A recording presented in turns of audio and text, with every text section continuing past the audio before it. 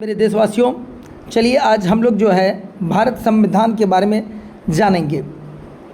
भारतीय संविधान, देखिए जिस प्रकार हमारा समाज, हमारा घर बिना नियम और कायदे के नहीं चल सकता है, तो फिर अगर देश की बात करें तो क्या बिना नियम और कायदे का चल सकता है? नहीं। तो संविधान क्या है? नियमों का और कानूनों का संग्रह है। एक ऐसा ग्रंथ है, एक ऐसा पुस्तक है जिसमें किस प्रकार से देश में सभी लोग मिलजुल कर और नियमबद्ध तरीके से निवास कर सकते हैं और किन किन प्रकार का अधिकार है और किसी के भी अधिकार का हनन नहीं हो, इसके लिए जो है यानी कि किसी के अधिकार की अवहेलना नहीं हो, इसके लिए संविधान का निर्माण आवश्यक था। तो देखिए 1947 से पूर्व, 15 अगस्त 1947 से पूर्व हमारा जो देश था वो क्या था? तो गुलाम था। किसका गुलाम था? तो अंग्रेज़ों का। हम लोग सभी जानते हैं।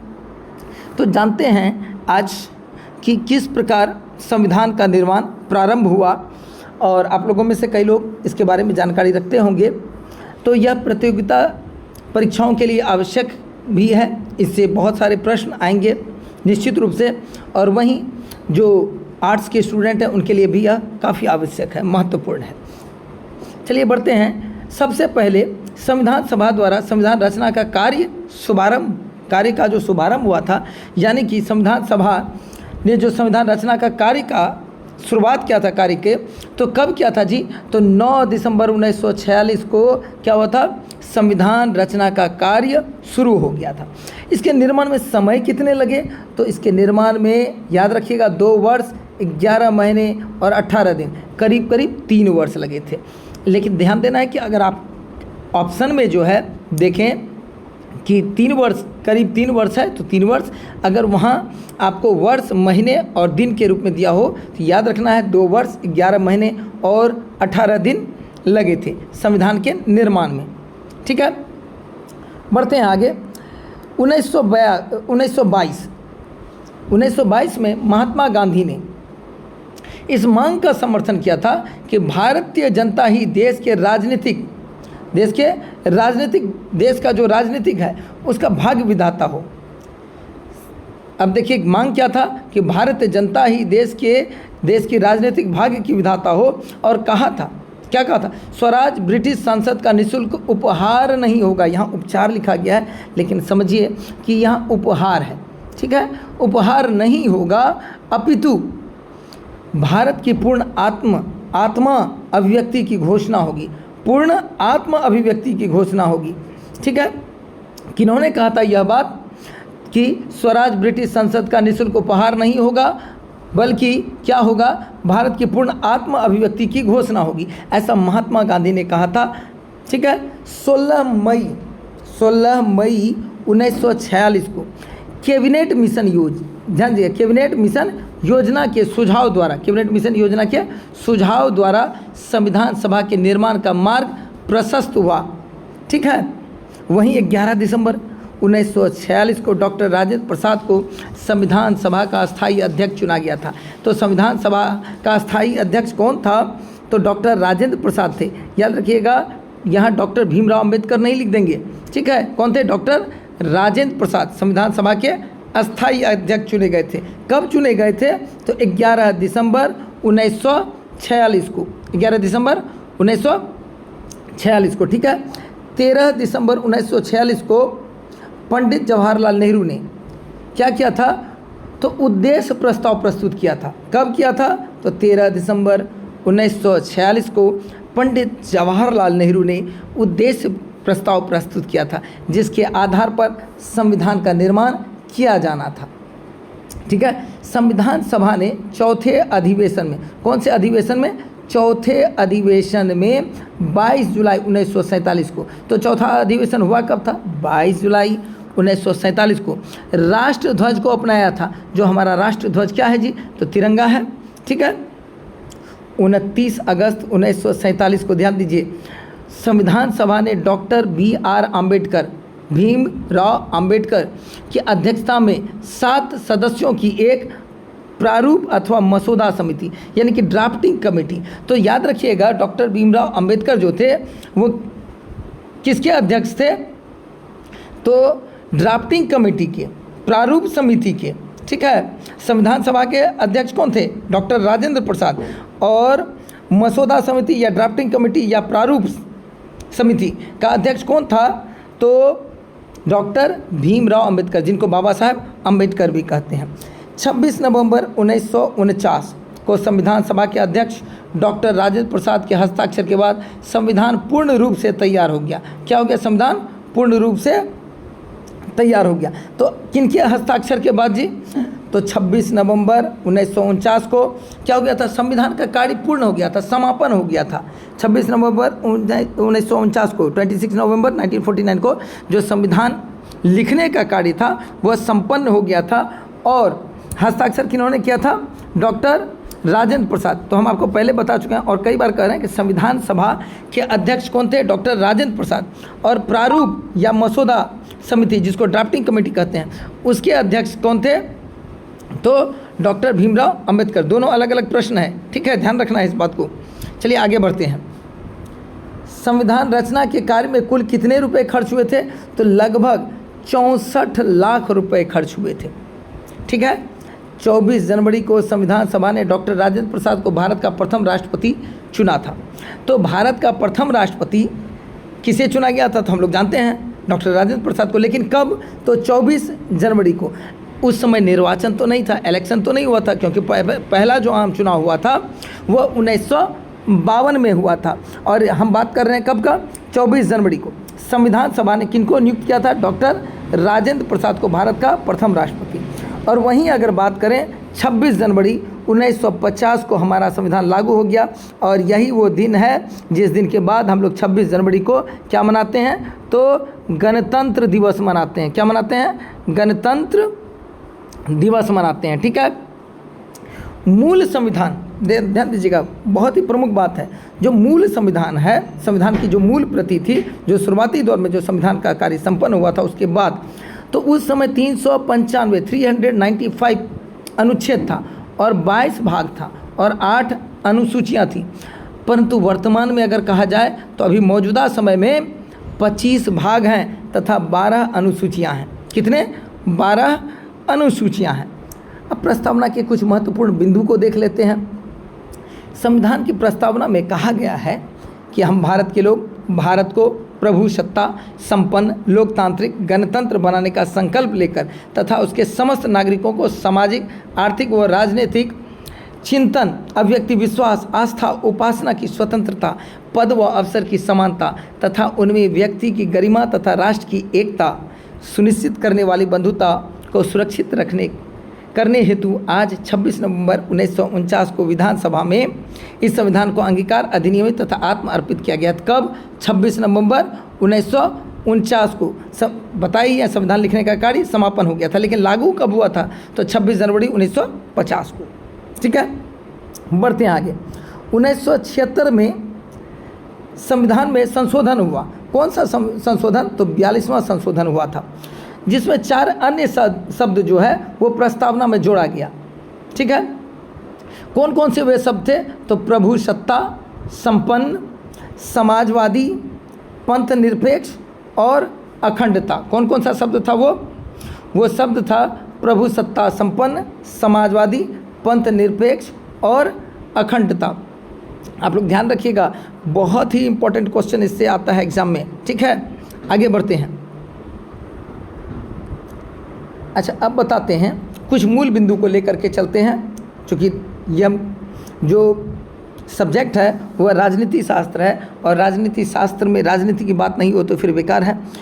देश के विभाजन का संविधान सभा के कार्यान्वयन पर भी प्रभाव पड़ा था और निश्चित रूप से पड़ना था, क्योंकि आज़ादी के बाद, आज़ादी के समय 15 अगस्त 1947 के में ही क्या हुआ था? उसी के समय, आज़ादी से पूर्व ही कहिए, लगभग पाकिस्तान एक अलग देश बनाने का धर्म के आधार पर इसका मांग होने लगा था, जिसमें प्रमुख रूप से मुस्लिम लीग के जो नेता थे वो थे कौन? अली जिन्ना, ठीक है। तो मोहम्मद अली जिन्ना जो थे वो धर्म के आधार पर अलग देश का निर्माण करना चाहते थे। तो 1946 को हम लोग को पता है कैबिनेट मिशन योजना की सिफारिश के आधार पर संविधान सभा का गठन किया गया था। हम लोग को पता है कब हुआ था संविधान सभा का गठन, 1946 को। इसमें 293 मेंबर्स थे जो 11 प्रांतों से के विधानसभाओं द्वारा चुना गया था। इस योजना ने पाकिस्तान की मांग स्वीकार नहीं की थी। जो पाकिस्तान अलग देश बनाने का जो मांग था तो उसका मांग स्वीकार नहीं किया गया था, तो मुस्लिम लीग ने इसे अस्वीकार कर दिया। इस सभा को ही क्या किया, इस सभा का सदस्यता से ही मतलब संविधान के निर्माणकारी से संविधान सभा का ही विरोध कर दिया समझिए, तथा क्या किया, हिंसात्मक तरीके से अपना पाकिस्तान आंदोलन चलाया, जिसमें बहुत सारे लोगों का मतलब जान माल हर चीज़ का हानि हुआ था, कई लोग मारे गए थे। जुलाई 1946 के चुनाव में मुस्लिम लीग को बंगाल व पंजाब में सफलता मिली थी। उसने 78 स्थान प्राप्त किए। बंगाल का वह भाग जो अब बांग्लादेश के नाम से जाना जाता है, पहले वह पूर्वी पाकिस्तान था। 1971 में इंदिरा गांधी के नेतृत्व में क्या किया गया, तो पाकिस्तान के 2 टुकड़े कर दिए गए थे। जो पूर्वी पाकिस्तान था, जो एक नया देश बना 1971 में, जिसको हम लोग आज बांग्लादेश के नाम से जानते हैं। तो चलिए 1946 के चुनाव में मुस्लिम लीग को बंगाल व पंजाब में सफलता मिली। उसने 78 स्थान प्राप्त किए, परंतु जन्म नहीं सन, यहाँ पर टाइपिंग मिस्टेक है, सन 9 दिसंबर 1946 को संविधान सभा ने अपना काम शुरू किया तो मुस्लिम लीग ने उसका बहिष्कार कर दिया। स्वाभाविक था, मुस्लिम लीग बहिष्कार करता ही, क्योंकि उसको धर्म के आधार पर एक अलग देश चाहिए था। ठीक है, चलिए बढ़ते हैं आगे।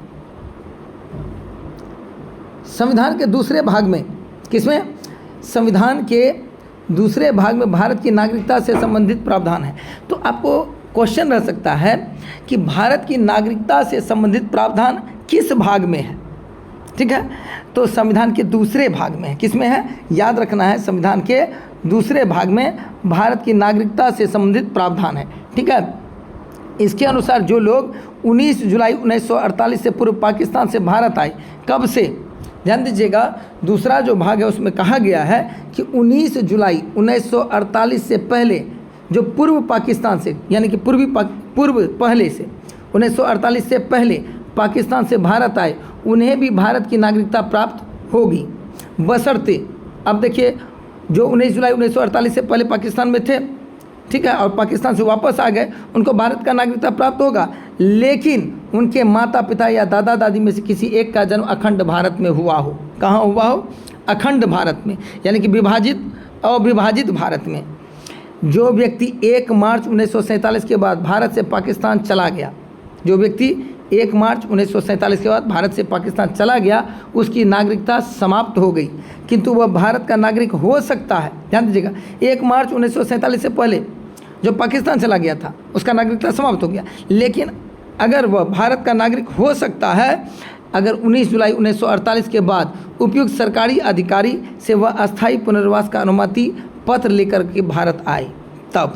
ठीक है, इन बातों को याद रखिएगा। और एक बात और, स्क्रीनशॉट लेते चलेंगे क्योंकि यह बहुत ही महत्वपूर्ण है। अगर आप लोग कमेंट करेंगे तो हम आपको जो है नोट्स भी प्रोवाइड करवा देंगे इस क्लास का। ठीक है, चलिए आगे बढ़ते हैं। संविधान के स्रोत, संविधान का जो स्रोत है, अच्छा अब देखिए, जो हमारा संविधान है वो अनेक देशों से बहुत सारे नियम लिए गए हैं। ठीक है, तो सबसे पहले बात करते हैं, जो जब भी हमारा देश जो है क्या था, गुलाम था, उपनिवेशी काल में थे हम, उपनिवेश था अंग्रेज़ों का, अंग्रेजी हुकूमत के अधीन था। उस समय देखिए बहुत सारे ऐसे कानून बनाए गए थे अंग्रेज़ों द्वारा, जिसको भारत ने क्या किया, भारत के संविधान, भारत के राजनेताओं ने, प्रमुख विद्वानों ने उपयोगिता के आधार पर अपने अनुसार जो है उसको एडॉप्ट किया अपने संविधान में, यानी कि अपने संविधान में उसको शामिल किया। ठीक है, जिसे हालांकि गुलामी का कानून भी कहा गया है। ठीक है, तो सबसे पहले बात करते हैं, ब्रिटिश शासक ने भारत पर शासन करने के लिए कानूनी व्यवस्था स्थापित की थी, जिसका इतिहास 1700 कब से है, 73 का रेगुलेटिंग एक्ट से लेकर के 1947 के भारत स्वतंत्रता अधिनियम तक आता है। आपको भी पता होगा कि भारत को जो स्वतंत्रता मिली थी 1947 में, वह कहाँ पास हुआ था जी, तो ब्रिटेन में हुआ था। ठीक है, खैर इस पर विशेष चर्चा अगले क्लास में करेंगे। 1773 से लेकर के रेगुलेटिंग एक्ट से लेकर 1947 तक का कौन सा, स्वतंत्रता अधिनियम तक आता है। इनमें 1919, याद रखना है इस दोनों को, 1919 और 1935, ठीक है, 1919 और 1935 के भारत सरकार अधिनियम बहुत महत्वपूर्ण है। अच्छा, भारत सरकार अधिनियम जब भी कहें तो समझ जाइएगा ये अंग्रेजों के द्वारा निर्मित कानून था, अंग्रेजों के द्वारा बनाया गया कानून था। 1919 के एक्ट या मोंटफ्रॉट सुधारों में द्विसदनात्मक संसद स्थापित की, जो स्वतंत्रता के आगमन तक चली, स्वतंत्रता तक चली। कहिए कौन सा? तो 1919 का एक्ट जो था, जिसको मोंटफ्रॉट सुधार भी कहा जाता है, द्विसदनात्मक यानी कि 2 सदन द्वारा स्थापित किया गया। क्या? द्विसदनात्मक संसद स्थापित किया गया था, ठीक है, जो स्वतंत्रता के आगमन तक चली। राज्य परिषद व केंद्र विधानसभा उसके ऊपरी व निचले सदन थे। उस समय क्या था? राज्य परिषद और केंद्र विधानसभा उसके ऊपरी व निचले सदन थे, जिनके अनुरूप हमारी वर्तमान संसद है। तो अभी वर्तमान संसद में आपको पता होगा, कहिए कि उच्च सदन और निम्न सदन। निम्न सदन लोकसभा को कहा जाता है और उच्च सदन राज्यसभा को कहा जाता है। इसके अलावा हर राज्य में 2 सदन होता है, 2, जैसे आप कहिए कि हर राज्य में जैसे विधानसभा और विधान परिषद, इंग्लिश में कहते हैं कहिए लेजिस्लेटिव काउंसिल और लेजिस्लेटिव असेंबली, ठीक है। और लोकसभा तो जान ही रहे हैं और उच्च सदन भी जान रहे हैं, उच्च सभा। 1935 अधिनियम, अब पहला 1919 बताए, अब 1935 अधिनियम की लगभग 200 धाराओं को आंशिक रूप से यानी थोड़ा बहुत परिवर्तित किया गया और उसको संविधान में स्थान दिया गया। कितने धाराओं को? ध्यान दीजिएगा, 200 धाराओं को, जो 1935 यानी कि अंग्रेजों के द्वारा बनाया गया जो कानून था 1935 का एक्ट, उसके अंतर्गत 200 धाराओं को थोड़ा बहुत परिवर्तित करके संविधान में स्थान दिया गया, यानी कि संविधान हमारे अपने संविधान में शामिल कर लिया गया, ठीक है। ये तो हमारा देखिए, चूँकि भारत में ही यह नियम कानून चल रहा था, लेकिन बहुत सारे ऐसे नियम हैं, बहुत सारे ऐसे कानून हैं, नियम हैं जो कि अन्य देशों से भी लिया गया है, ठीक है। जैसे system borrowed from foreign constitution, जो दूसरे देशों के संविधान से हमारे देश के संविधान में एडॉप्ट किया गया है, हमारे देश के संविधान में शामिल किया गया है। हमारे संविधान निर्माताओं ने इस सूत्र को माना कि जहाँ से जो हमारे विद्वान लोग थे, हमारे जो नेता थे उस समय, ठीक है, और संविधान सभा के जो सदस्य थे उसमें जो भी लोग शामिल थे, उन्होंने यह क्या किया, इस बात को माना कि जहाँ से जो कुछ अच्छा मिले उसे क्या कर लेना चाहिए, ग्रहण कर लेना चाहिए। और हम लोगों को भी अपने जीवन में इस बात का ध्यान रखना चाहिए, जो भी कुछ अच्छा हमारे अनुकूल प्राप्त हो उसको खुद में शामिल कर लेना चाहिए बिना किसी द्वेष के, ठीक है। बढ़ते हैं आगे। वैधानिक व्यवस्थाओं के व्यापक जानकारी रखते थे, इसलिए उन्होंने अपने देश की आवश्यकता व परिस्थिति के अनुकूल जो ठीक समझा उसे अन्य देशों के संविधान में से प्राप्त किया। जैसे अमेरिका, इसको याद रखिएगा, अमेरिका से सुप्रीम कोर्ट व न्यायिक समीक्षा किससे लिया गया है? सुप्रीम कोर्ट व न्यायिक समीक्षा का जो प्रावधान वगैरह है वो लिया गया है अमेरिका से। तथा मौलिक अधिकारों की व्यवस्था अपनाई गई कहाँ से? अमेरिका से। अमेरिका का जो नियम था, अमेरिका का जो संविधान है, कॉन्स्टिट्यूशन है, उसके अकॉर्डिंग क्या भारत के संविधान में शामिल किया गया? सुप्रीम कोर्ट और वह न्यायिक समीक्षा और मौलिक अधिकार, ठीक है, इन 2 चीज़ों को, ठीक है। आगे बढ़ते हैं। कनाडा के नमूने का शासन स्थापित किया गया, जिसमें प्रांतों की अपेक्षा केंद्रों को अधिक मजबूत रखा गया। कनाडा का नियम कनाडा के संविधान से यह लिया गया, जिसमें जो प्रांत है, जो राज्य है, उसके मुकाबले क्या रखा जाता था? केंद्र को, यानी कि कैपिटल सिटी को, कहिए कैपिटल जो है, सेंट्रल जो है गवर्नमेंट, उसको ज़्यादा मजबूत रखा गया। समवर्ती सूची का विचार ऑस्ट्रेलिया से लिया गया। ऑस्ट्रेलिया से क्या लिया गया है? समवर्ती सूची लिया गया है, के संविधान से लिया गया। किसके संविधान से? तो ऑस्ट्रेलिया के संविधान से समवर्ती सूची लिया गया है। और कनाडा के संविधान से क्या किया गया? प्रांतों की अपेक्षा केंद्र को अधिक मजबूत रखा गया। आगे बढ़ते हैं। और आयरलैंड के संविधान से प्रेरणा लेते हुए, किसके संविधान से? आयरलैंड के संविधान से प्रेरणा लेते हुए राजनीति के निर्देशक सिद्धांत अपनाए गए। राजनीति का सिद्धांत किससे लिया गया? राज्य नीति, हमने राजनीति नहीं कहा, ठीक है, राज्य के नीति, राज्य के नियमों का किससे लिया गया? तो आयरलैंड से लिया गया। इसके अलावा देखिए, राष्ट्रपति को प्रदत्त आपातकालीन शक्तियों का विचार, ठीक है, राष्ट्रपति को पद, जब भी वो पद पर आसीन हो, आपातकालीन शक्तियों का विचार जर्मनी के संविधान से लिया गया। जर्मनी के का जो कॉन्स्टिट्यूशन है, उस पर जो आपातकाल लगाने का जो राष्ट्रपति का पावर होता है, जो शक्ति है राष्ट्रपति के पास, वह किस संविधान से लिया गया है?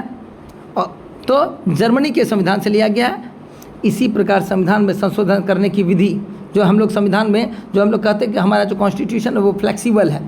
तो इसी प्रकार संविधान में संशोधन करने का, जो कि नए नियम समय के अकॉर्डिंग जो नियम जरूरी होते हैं उन्हें शामिल किया जाता है। हालांकि मौलिक अधिकारों में कोई परिवर्तन नहीं किया जा सकता है। प्रकार संविधान में संशोधन करने की विधि तथा राज्यसभा में सदस्यों का चुनाव विधि, ध्यान दीजिएगा।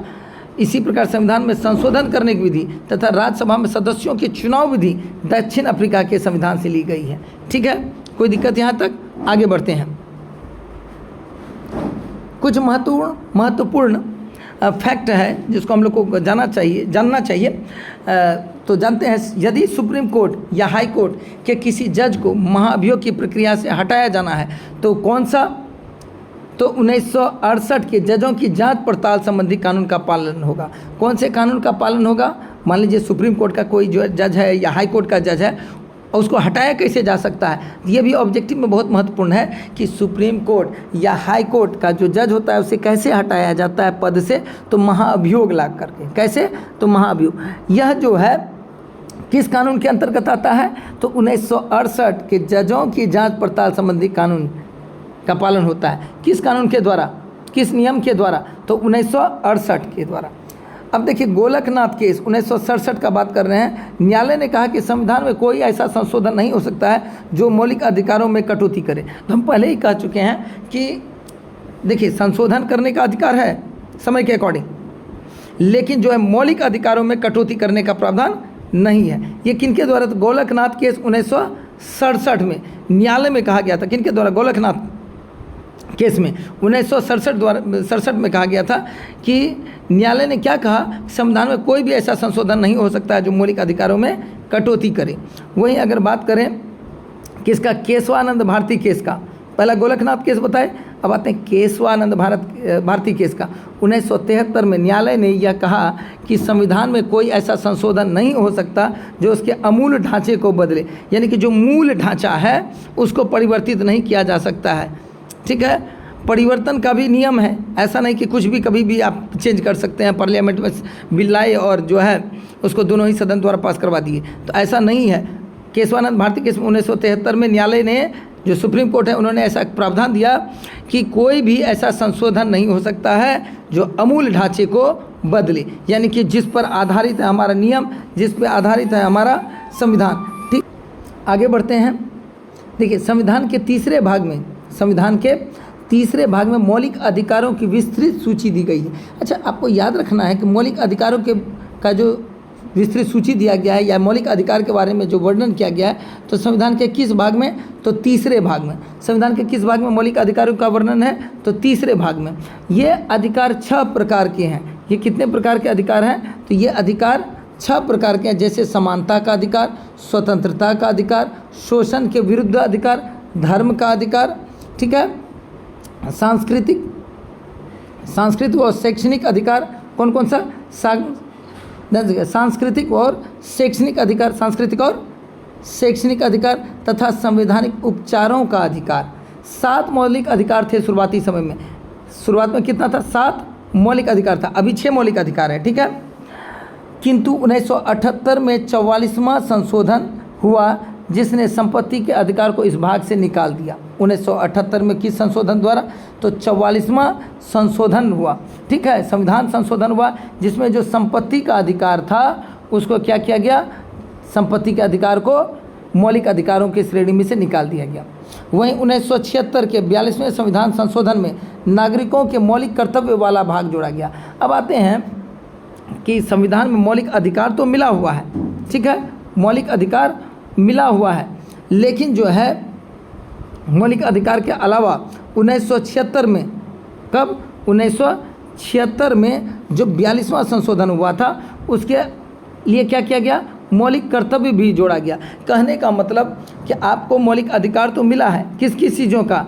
तो स्वतंत्रता का अधिकार मिला है, शोषण के विरुद्ध अधिकार मिला है, धर्म का अधिकार, संस्कृति का, लेकिन इसके साथ साथ आपके कुछ मौलिक कर्तव्य भी हैं जिनका पालन करना चाहिए। मूल संविधान में केंद्र और आपको मौलिक कर्तव्य के बारे में और भी जानकारियाँ देंगे। मौलिक कर्तव्य से कहने का मतलब देश के प्रति हमारा दायित्व भी बनता है। अब इस देश ने हमको हमारे संविधान द्वारा हमें यह अधिकार मिला हुआ है, फ्रीडम ऑफ स्पीच मिला हुआ है, कहीं भी पूरे देश में भ्रमण करने का अधिकार मिला हुआ है। अब ऐसा करें कि हम झंडे का अपमान करें तो क्या यह हमारा देशभक्ति रहेगा? नहीं रहेगा ना। तो मौलिक कर्तव्य भी है कि हम किस प्रकार, जैसे राष्ट्रगान होता है उस समय जो है हमें खड़े होना चाहिए, सम्मान करना चाहिए। तो ये सब क्या है, मौलिक कर्तव्य के अंतर्गत आता है। चलिए आगे बढ़ते हैं। मूल संविधान में केंद्र और राज्य के शासन के बारे में प्रावधान थे। मूल संविधान में क्या था? केंद्र और राज्य के शासन के बारे में प्रावधान थे, लेकिन 1992 के 73वें व 74वें संविधान संशोधन में ग्राम पंचायत व नगर पालिकाओं को भी संवैधानिक दर्जा प्रदान किया गया। क्या किया गया? तो जो मूल संविधान था, ठीक है, मूल संविधान में जो राज्य है और जो केंद्र है, इस दोनों को क्या शासन के बारे में प्रावधान था। लेकिन 1992 में 1992 में कौन सा संविधान संशोधन हुआ? 73 और 74, 73वां व 74वां संविधान संशोधन हुआ, जिसमें जो गांव का पंचायत है, ग्राम पंचायत, और नगर पालिकाएँ जो नगर में होती है, उनको भी संवैधानिक दर्जा प्रदान किया गया। ठीक है, आगे बढ़ते हैं। 11वीं अनुसूची में ग्राम पंचायत के 29 कार्य वर्णित हैं। अच्छा, याद रखना है ग्राम पंचायत के कितने कार्य वर्णित हैं? तो 29। और कौन से अनुसूची में शामिल है? तो 11वीं अनुसूची में। कौन से अनुसूची में? 11वीं। ठीक है, तथा 12वीं अनुसूची में नगर पालिकाओं के 18 कार्य दिए गए। तो नगर पालिकाओं का कितना कार्य दिया गया है? तो 18 कार्य।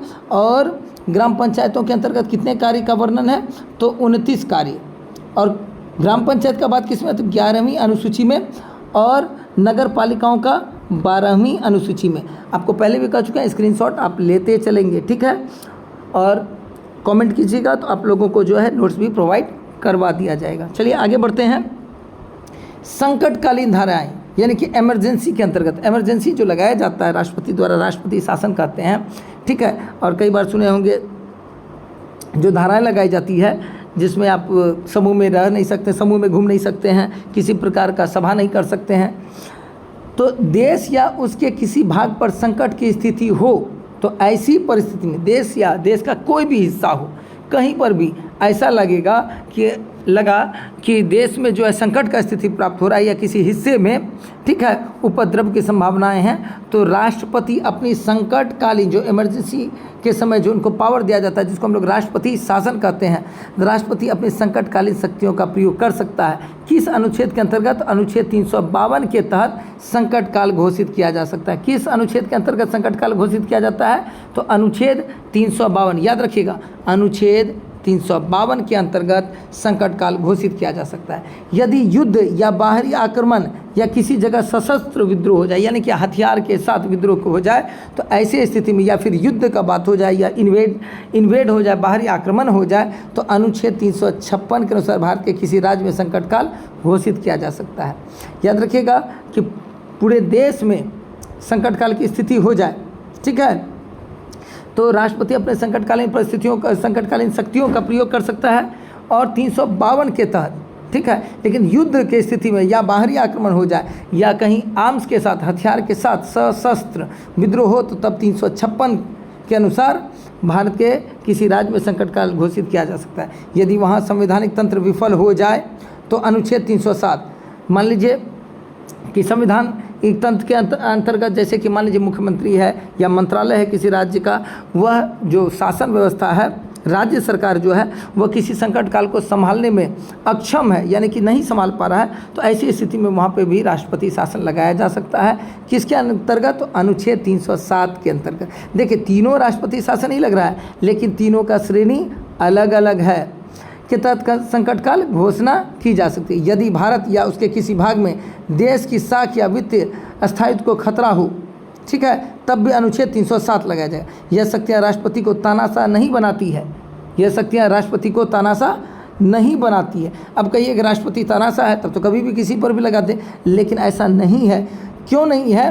तो भारत ध्यान देगा, यह शक्ति राष्ट्रपति को तानाशाह नहीं बना सकते, क्योंकि राष्ट्रपति अपने मंत्री परिषद की सलाह से, यानी कि जो कैबिनेट है, मंत्री परिषद है उसके सलाह से काम करता है, और जो लोकसभा के प्रति उत्तरदायी होता है, जो मंत्री परिषद होता है वह उत्तरदायी किसके प्रति होता है? लोकसभा का सदस्य ही तो होता है वह मंत्री परिषद, इसलिए राष्ट्रपति तानाशाह नहीं होता है। चलिए मिलते हैं अगले क्लास में, और भी बहुत सारी जानकारियों की बात करेंगे, कुछ जानकारियाँ लेंगे और कुछ जानकारियाँ देंगे।